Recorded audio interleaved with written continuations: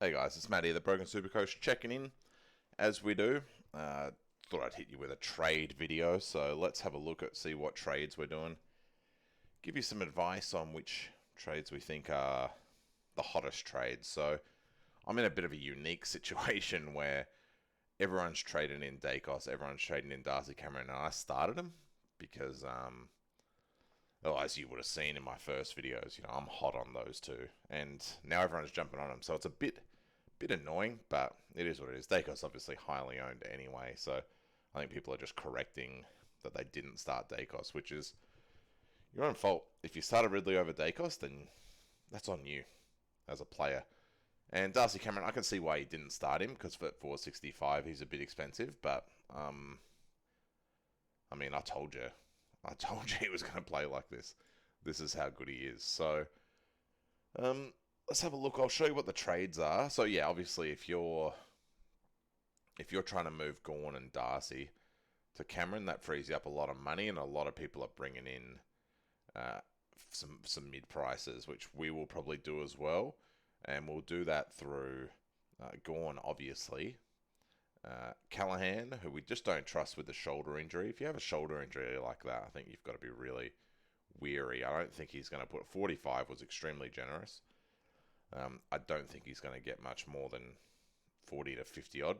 I mean, he might not, might be wrong, but I'm happy to skip him for 244,000.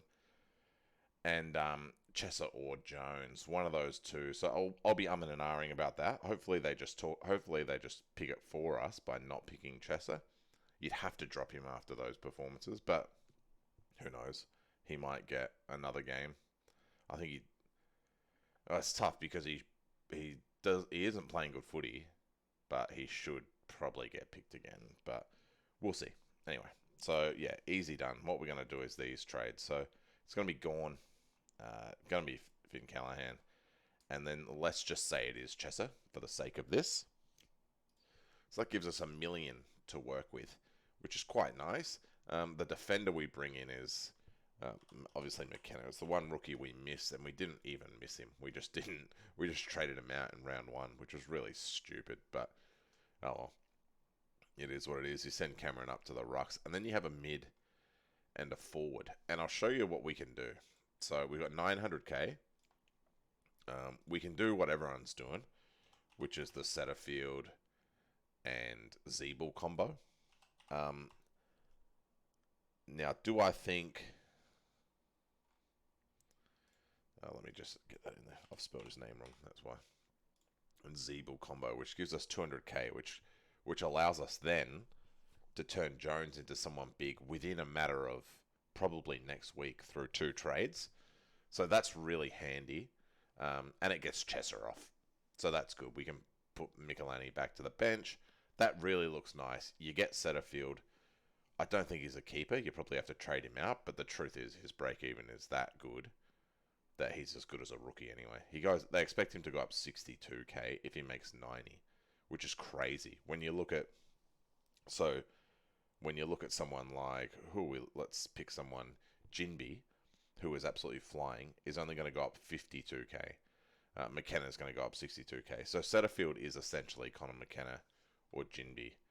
These good rookies that everyone's talking about, Hollins, Philippou, McKenzie, they're only going up 40k. Setterfield's going to give you 60k if he scores 90 points. And Zeebel's not going up as much, but Zeeble will get you defense/forward DPP in round 6, same as Sheasel. So he could even be a starter in defense for you. And you only have to go at 90 to be a forward starter. So Zeebel's probably a keeper out of those two. Now, the other thing we can do is something a little bit trickier, which is we can not do Chesser, and we can do Jones, and then we can not do Setterfield, and we can do Luke Davies Uniacke, whatever you want to call him. So we can get the form midfielder at the moment. Now, we still got 100k in the bank to do it.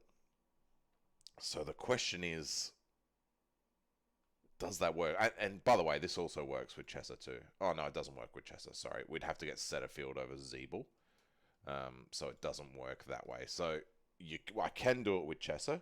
I just wouldn't be able to get Zeeble. I'd get Setterfield, and then I get the one who's not the keeper. I don't think Setterfield's a keeper, so I get the one who's not the keeper, but is going up the most money. So in this instance, I miss Setterfield, which is not the worst because I don't think Setterfield's a keeper, so it's 2 trades for Setterfield technically. LDU looks unbelievable. He looks so good. But the question is, you're getting him at 557. Is that how much money are you really getting out of that? Like, is he top 8 mid? Maybe. Is he? Yeah, it's hard to say.